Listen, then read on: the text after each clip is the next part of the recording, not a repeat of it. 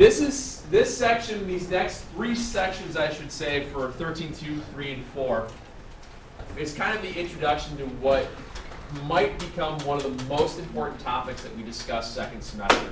It is your trigonometry. It's the basis of trigonometry for the rest of this course and into pre-calc. It is an extremely important topic.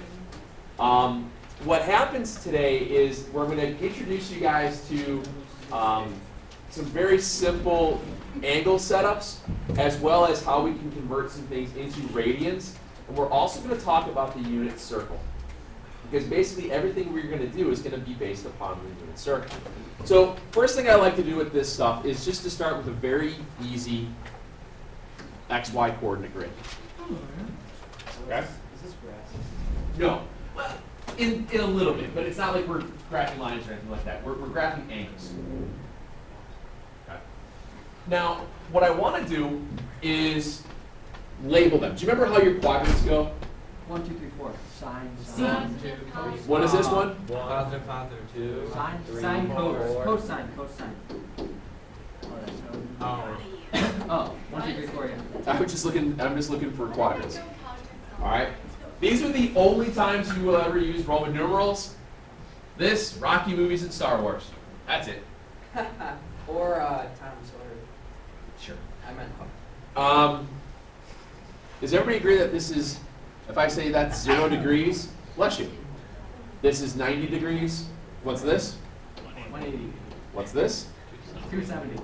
And then come back up around? 0. 360. I'm talking like one full revolution gets me back to 360. Right. Okay. Now, when we're talking about when we say graphing of angles, angles are made up of two rays. Do you agree?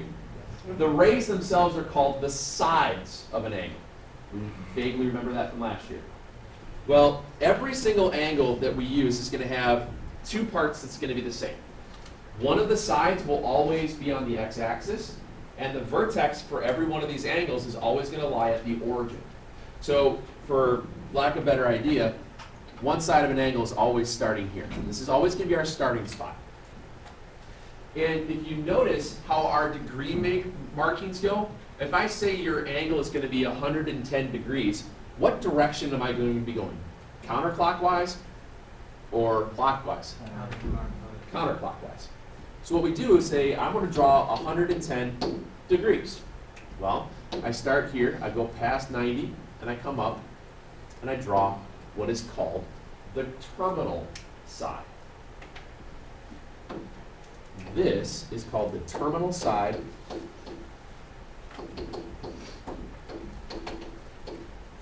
of an angle. It's where it stops.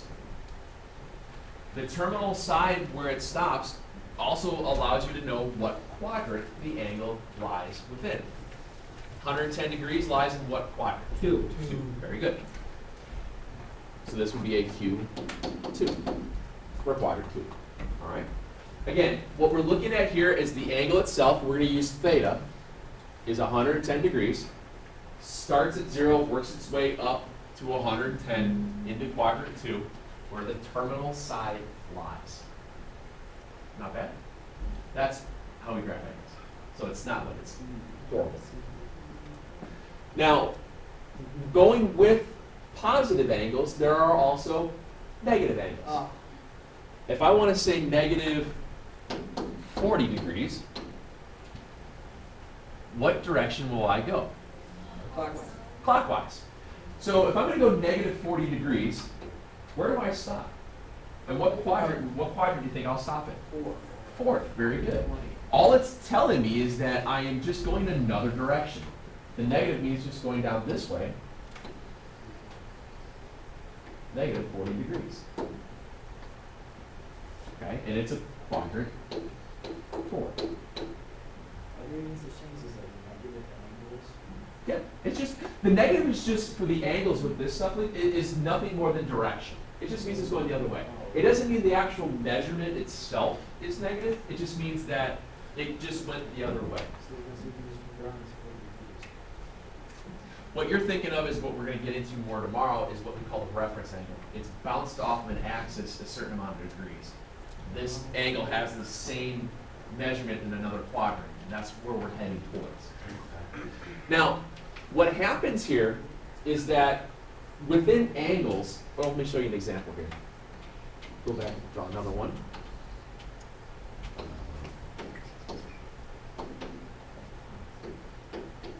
Let's say we have, we'll make it real easy, 120 degrees.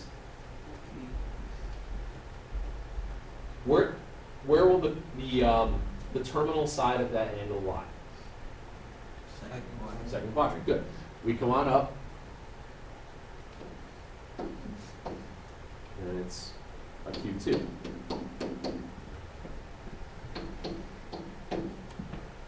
There are other angles that will still have the terminal that will still have the terminal side in quadrant 2 that measures 120 degrees. What I'd like you to try and do real quick is stand up. I know that's tough.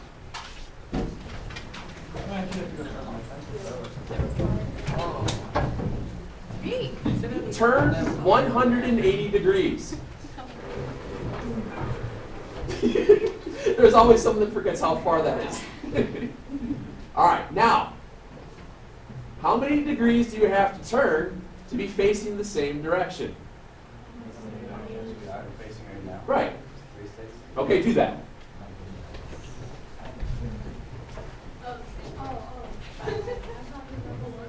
If you don't know what you're doing, pay attention to the person next to you. If that person doesn't know what they're doing, I'm sorry. No hope. No hope, exactly. Now, you guys just turned 360 degrees from where you first started, right? How many degrees are you now? Would have to be relative to Plus 360. is 540. good. Now, let's imagine that you're back at 180 degrees. Everybody back at 180 degrees? All right. Now, if you're back at 180 degrees and you want to turn the other direction, Which way do we turn? well, if you turned clockwise the first time, which way are you going to turn this one? Counter. I All right. though. I wasn't. Now, if you want to be facing the same way, how many revolutions do you have to make? Negative 360, okay. So do that. Oh, Maddie, you failed. You went the same way twice. I'm joking. There's no quiz on this. Now, how many degrees are you at now? 180. You originally were at 180. You went the other way. Oh, I thought we just went back though. Good. Oh. Are you facing the same way? Oh, we're at No. 540. I know, but then you backed yourself. I said you were starting back over at 180. Oh, okay. All right. So what you guys just did is you just by spinning around, going in either direction, you found what are called co-terminal angles. Did not find that. Well, you kind of did. Don't recall. Yeah. What happened? You guys can turn 180 degrees and sit down if you'd like. Oh, just on the. Sure.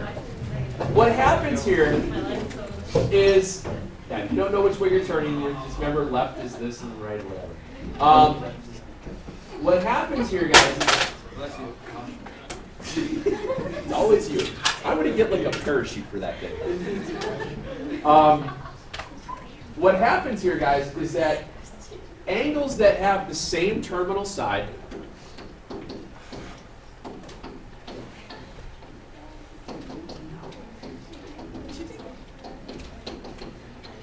are called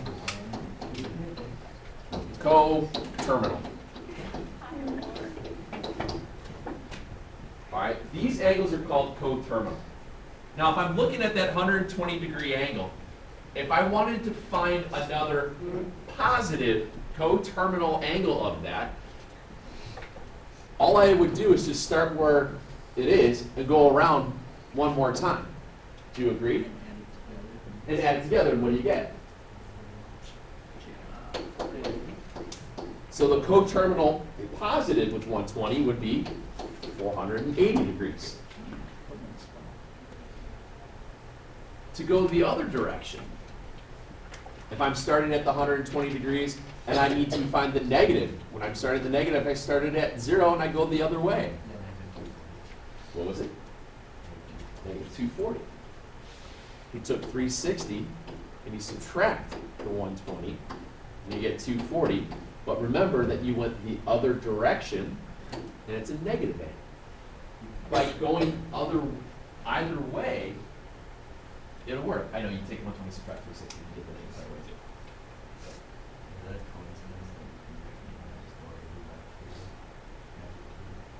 Yes, that is usually that.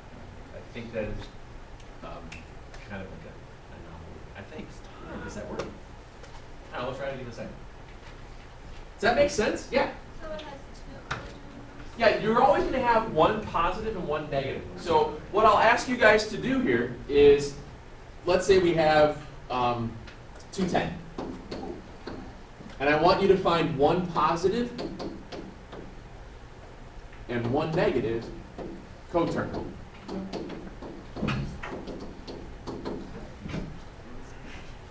So for some people, it is easier for them to see this if they draw it and they graph the angle to start with.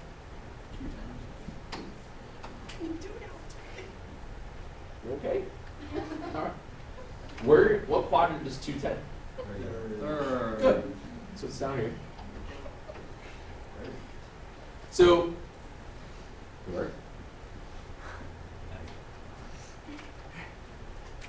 what would be the positive coterminal of 210? 570. Everybody agree on that? Yep, you just come around again. So your positive is at 570. What's the negative? What was it? Very good. The negative is negative 150. You start here and you work your way here, and it's negative 150 degrees. Again, what we're doing is we're adding or subtracting 360 degrees to get yourself around there. When you're talking, the weirdest part of coterminal stuff is whenever you have an angle that is already greater than 360 degrees to work with. Let me show you an example of that. You don't see it very often, but from time to time, they will throw one at you with a really weird value. Bless you. Let's say 1,000 degrees. And I want to find a positive and a negative coterminal angle of 1,000 degrees. And here's where it gets weird.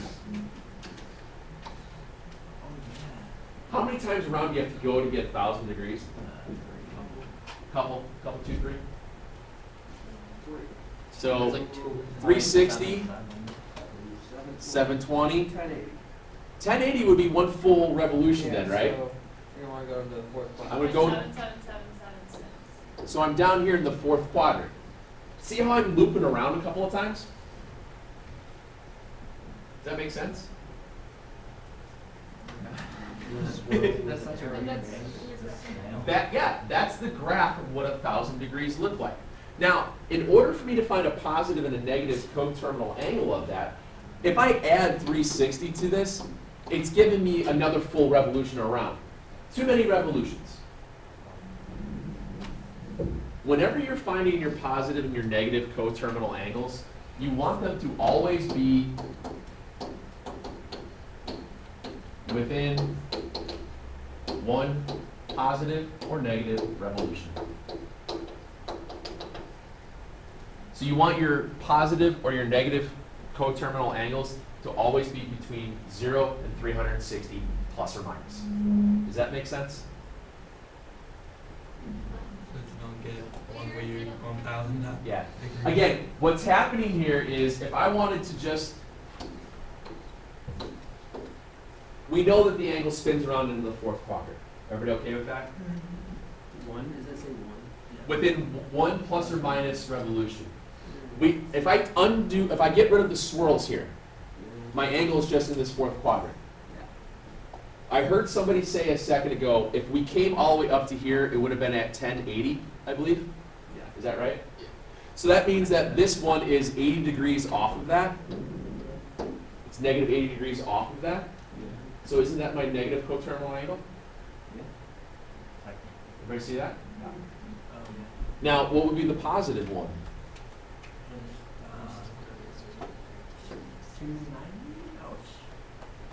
280. Yeah. You drew yours so far You want to see another easy way of doing this? Is there a formula? No. Bet. What do you get? Price divided by the... 640. Okay. What do you get? I don't know. Are you within one revolution? Yeah. Okay. Subtract 360 again. Why'd you run us 300? 80. Why are you doing this? Oh, Are you within one revolution? Yes. That's all you gotta do. what's the one revolution? 360 degrees. One Yeah. American Instead of a Revolution. negative one, it's always add up to 360. Why? If you get rid of the negatives, Wait, yeah, it so- should. So one. But I think that's what's a positive one. Instead of doing a lot of the other unwinding, if you're not sure how many times around it goes, if you don't want to graph it that way, all I'm doing is just unwinding this angle around. So then what's the, why are you saying all has to be within one plus or minus revolution? Is 280 degrees between 0 and 360? Yeah. Is negative 80 between 0 and negative 360? Yeah. That's plus or minus So 1 are you revolution. only trying to get to the first two revolutions? Yeah. That's, you don't want to get an, you're not going to get an answer for a positive coterminal angle. You don't want to try and find it larger than 360 if you can. I mean, there will come a time, like if your first angle is 300 degrees, you're going to have to add up to it. But if you're starting with something that's going to wrap around more than once to begin with, if it goes around more than 360 to start with, you just start subtracting 360s to start within one revolution. It's just a very rare case. Yeah, Wait, what's the first? add 360. Okay, so that was my question, wait, what? Oh, no. And this is the weird case again. Again, you want to start your angle to be within one revolution. So we knew that this angle was off of the 1080 by 80 degrees. So that meant that the positive value of it was 280. That's your positive coterminal. It's going to make a little bit more sense with these weird cases tomorrow when we talk about what's a reference angle. I just wanted to show you this because it was going to help out for tomorrow. Okay? Now let's get to the other fun stuff. Wait, so we don't really have to know that? Well, you need to know how to do the weird case, not really worrying so much today. We'll worry about the weird stuff tomorrow. Let's talk about the fun stuff.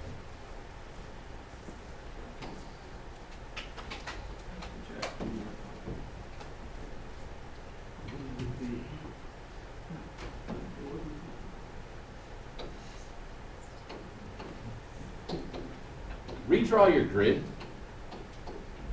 and put a circle around it.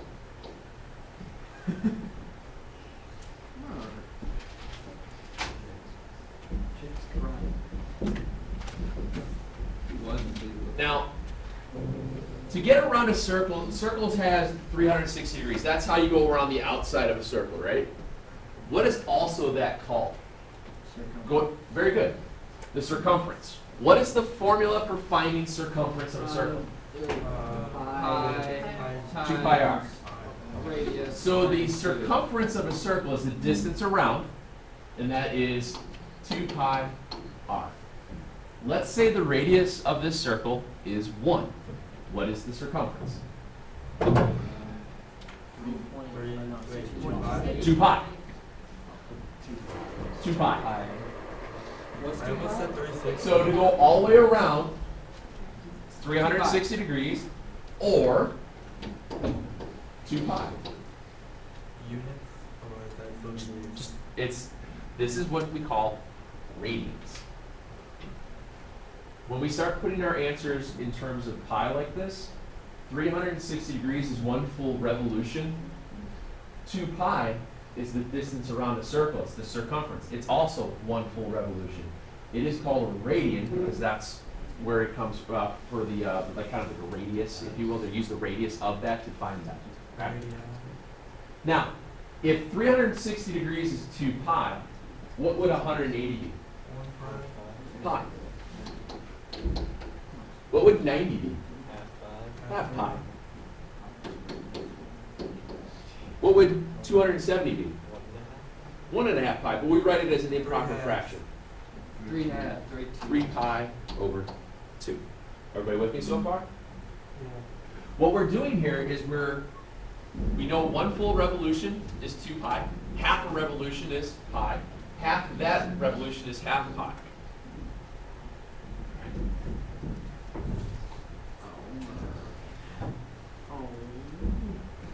That's 45 degrees. Pi over 4 Very good. How'd you do that? divided pi over 2 by 2. Yeah. It's half of half, isn't it? Isn't 45 degrees half of 90? So what's half of pi over 2? What's half of a half? Pi over Pi over 4. Yeah. Let's see, that would be 135. Oops. What would that be? Stay with us. 3/4 pi, very good. 3 pi over 4. Yeah. That's right. 225? Yeah. Can we just write 3/4? Can we just write 3/4 pi? You're going to be better off if you write the fraction as 3 pi over 4. Because then you're going to get into slashy fractions, and then the pi might float between numerator and denominator. Try and keep it as 3 pi over 4. So you're just making a pie. Okay? Here we get 225. So that would be 5 pi. Pi over 4, 6 pi over 4 is 7 pi. Yeah. And 8 pi over 4 is 2 pi. Right. Wait, what? What is that? Take a look at what happens. No, wait. 8 slices. What was the last one we just did? 225. 5 pi over 4. Okay. Over here, it's going to be 315, which is 7 pi over 4. What I want you to notice is happening with the fractions. We go from 0 to quarter to half. Is it 1/2, 2/4? Yeah. 2/4, 3/4, 4/4, 5/4, 6/4, 7/4, 8/4. Notice how it's going up. When you're going up by 45 degrees each time, you're going up by quarter of the circle. 45 degrees is quarter of a way around. You'd have to make 8 turns to get all the way around. Okay? Now, throw in the other angle.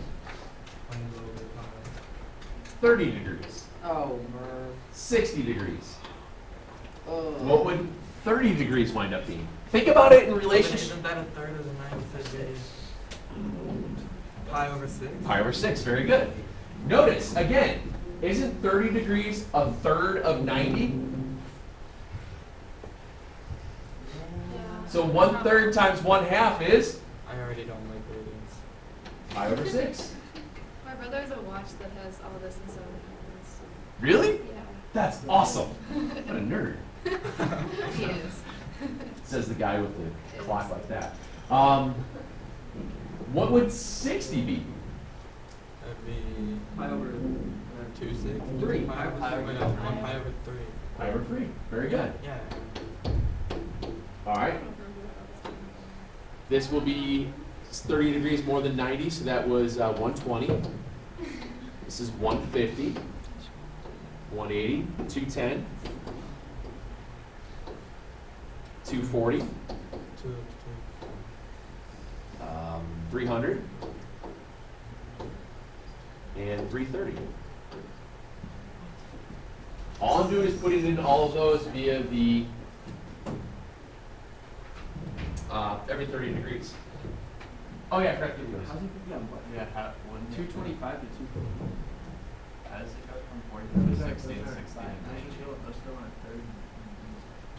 What's that? They're not 30. It goes 45, 60, 60. Well, they're still on Well, the circle. it's 30, 45, 60, 90, 120, 135, 150, 180, 210. There are different variations through there. That's why I changed the colors through. This will also help you draw it a little bit better for those of you with less than better handwriting. It's just so easy to like catch Brr. on to. Why so What's that? It's just so easy to catch on to, but I don't like it. It's not as bad as what happens with this stuff becomes your best friend. Okay? Now, let's continue with where we were at. Did you guys recognize when we're going up by 30 degrees, we're going up by 1/6? 30 degrees was 1/6. 60 degrees was 2/6. Rewritten out as 1/3. 90 degrees is 3/6. 120 would be 4/6. What does 4 over 6 simplify to be? 2. So it's 2/3 pi. 2 pi over 3. That's 4/6. This is 5/6. 6/6. Yes, ma'am. I'm out. 7/6. I'll go. What's 7/6 plus 1/6? Otherwise known as 4 pi over 3. There's 9/6. 10/6, which is 5 pi over 3. And this is 11/6. What you're working with here, if you're going up by 30 degrees, you're adding 1/6 every time. Make sure you put pi in there. If you're going up by 45 degrees, you're going up by 1/4 every time. And you put pi in there. This is called the unit circle. Everything on this unit circle is based off of the special right triangles that we worked with, 30, 60, 90s, 45, 45, 90s. And everything from here on out is going to be based off of this. You have terrible I know. One of the other things that most of you guys were doing, you were doing it in your head by working through the fraction stuff, using the, 30 is a third of 90, things like that. There is a very easy formula to use to convert between degrees and radians. To go from degrees to radians, So now that we know, we can leave our calculated in radians now that we know. to go from degrees to radians, you do the following. Take the degree times pi over 180. 30 degrees. 30 over 180 is 1/6. Put a pi in there. Pi over 6. 7 pi over 210 is 7 pi over 6. Wait, what? 315. 7. 5 pi over. Oh, 315? Yeah, 7 pi over 4. Sorry. Oh, Mr. Murphy.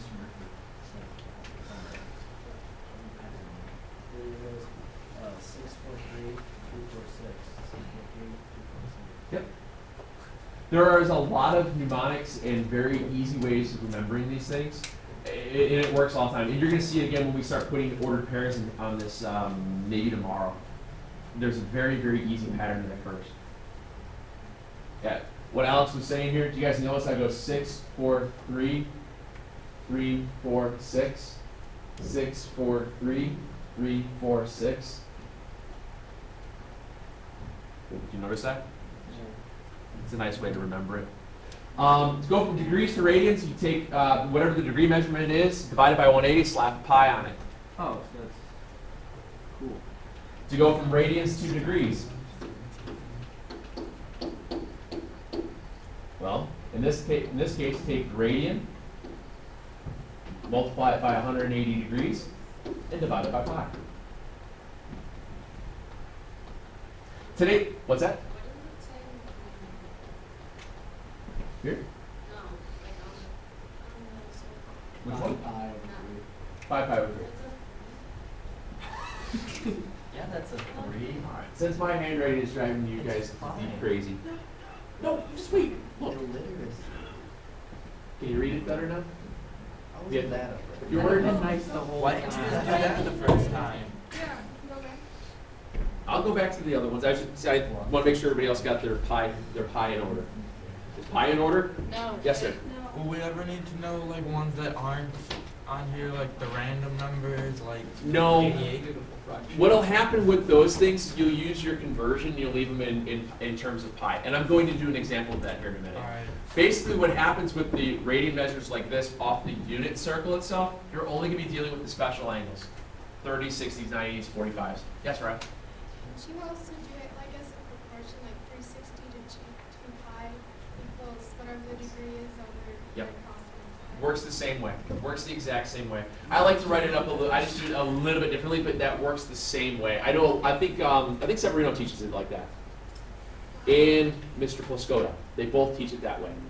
I've always been this way. I don't know why. I just weird.